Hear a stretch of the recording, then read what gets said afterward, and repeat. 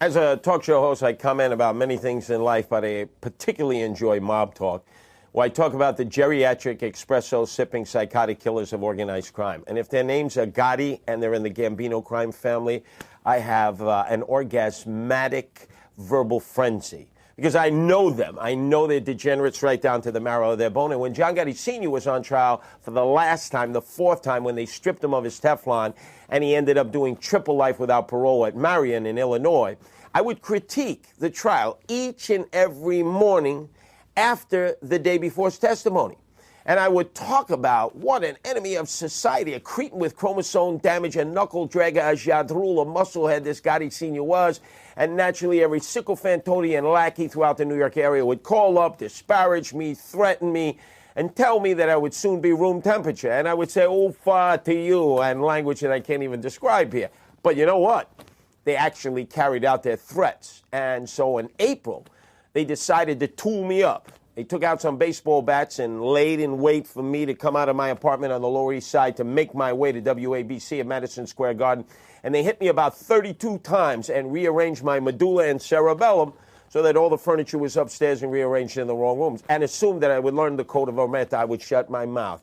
Well, the moment I got out of the ER at Beth Israel, I just ratcheted it up. Instead of a half hour a day on Mob Talk, it was an hour a day, and now I talked about unsolved crimes involving Gotti Sr. and Gotti Jr., and that obviously caused him to pop the top, because I didn't realize he was given an AM radio in federal prison so he could listen to me every morning before he would go to trial. And he ordered his son, the underboss of the Gambino crime family, to whack me. He says, you get little Nick Corazzo, who grew up with him in Canarsie. He knows every move. We know Sliwa was going to resist. And this is the plot. They stole a yellow cab late at night, sawed the handles off on the inside, and turned it into a rolling coffin, and assumed that on one of those mornings I would pick their cab, which had their wheelman, a Gambino guy named Angelo Dundee Bundini Brown or something along those lines, and the shooter, Michael Iannati. And they would go round and round the block. And Joey D'Angelo looked like a cab driver, and Michael Iannati was a killer extraordinaire because he was an executioner. And on the sixth day that they went round and round, bingo, lotto day for them, I picked their cab. I jumped in the back, told them, Madison Square Garden, hurry up, Mac. He said, no problem, Sliwa. And I thought, wow, an English-speaking cab driver, a guy who knows where he's going. Man, this is my day. I can max and relax, read the newspapers, prepare for the broadcast. Halfway there, instead of turning left and going west, he turns right to Gavon and goes east. And I said, hey, Mac, turn this hack around. And all of a sudden, he was putting the pedal to the metal, and I could hear the transmission grinding. And I said, I don't think he's taking this to AMCO for a transmission fix. And I said, hey, Mac, I told you, turn this hack around. And then lickety split, within seconds, all of a sudden, some gorilla pops up in front of me who had been stuffed under the dashboard. He's popping a 38 right down at my three-piece set, my lower extremities, not the knife, spoon, and fork. And all of a sudden, he says, take this, you son of a bitch, boom, and he fires. And I could see the fire leave the barrel of the gun. Didn't feel anything and never been shot before, so assumed, wow, this is just a bad dream or a misfire.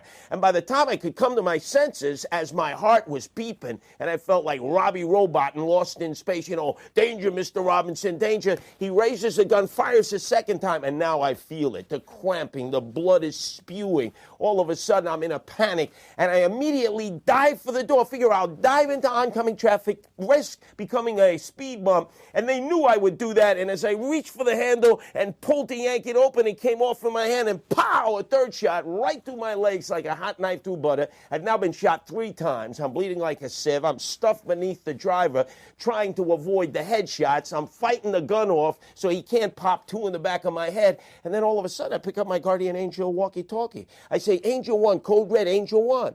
And they start blabbering away. And it distracts the driver, Joey D'Angelo, who thinks maybe it's NYPD 5-0. So he drives on the sidewalk. He drives back onto the street. He makes a radical turn going south towards the Williamsburg Bridge, and I feel a gust of wind, and I said, feet don't fail me now. I got precious little energy, so I used the cushion in the back to see. as if it were a trampoline, dived in the direction of what I felt was an open window because I felt the gust of wind. Luckily, they had opened the window just moments before they had picked me up because the air conditioner wasn't working. Lucky that the AC wasn't working. I made it halfway out the window. The gunman panics. He realizes, oh my God, he's out the window. So he pulls me up by my belt. He puts the gun in my back. The driver at the same time crashes me into parked cars. I smash me like sardines, nut to butt. They pump that final bullet in the back, push me out, and figure I'm dead on arrival and I'm sucking concrete. Next thing you know, they scrape me up off the asphalt, put me in the gurney, put me in the meat wagon, throw me on the emergency route of Bellevue, and they start cutting and chopping. And an hour and a half, well, actually hours later, days later, I wake up in intensive care with every tube and every orifice of my body, the bells and whistles. I wake up slowly. I see that first face that indicates to me that I'm alive, I'm not dead, and it's Ed Koch, my former nemesis, the former mayor of the city of New York, who thought I was a hemorrhoid in a red beret, and I thought I had died and gone straight to hell without an asbestos suit. When I came to my senses, I realized I was alive. I took a licking and came back ticking, and let's face it, wasn't my martial arts skill that saved the day or my street smarts. It was the man upstairs who decided I wasn't ready to be punching on the time clock yet and going out feet first.